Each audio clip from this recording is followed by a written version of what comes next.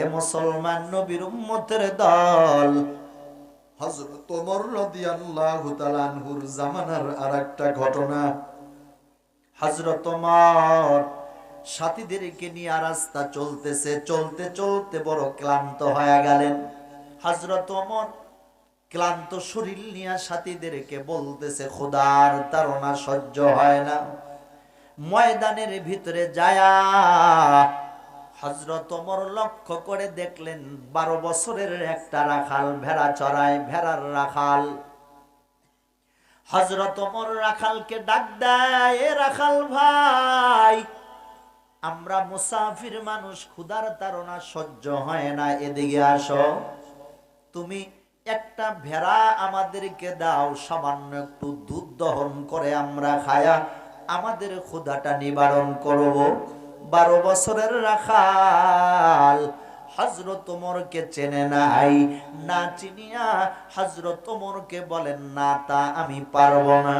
কেন পারবো না?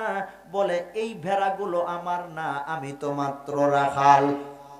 ভেড়ার একজন মালিক আছে ভাই, মালিকের পারমিশন ছাড়া আমি আপনারে ভেড়া দিতে পারবো না, ভেড়ার দুধ দিতে পারবো না। হযরত ওমর মনে মনে খুশি হয়ে গেলেন, আহারে, ওমরের জামানার একজন রাখালের ঈমান আর একটু পরীক্ষা করার জন্য বলে, কয় ভাই, দুধ যদি না দাও তাহলে একটা ভেড়াই আমাদেরকে দিয়া দাও, আমরা ভেড়া জবাই করে ভুনা করে খায়া আমাদের ক্ষুধা নিবারণ করব। কিন্তু না না, রাখাল বলে, কয় ভাই, ভেড়ার একজন মালিক আছে গো, মালিক যদি আমাকে জিজ্ঞাসা করে আর একটা ভেড়া কোথায়, তাহলে আমি কি জবাবটা তার কাছে দিব? হযরত ওমর বলে, ভাই, তুমি তোমার মালিককে বলবা ভেড়া আর একটা বাগে খায়া ফেলাইছে।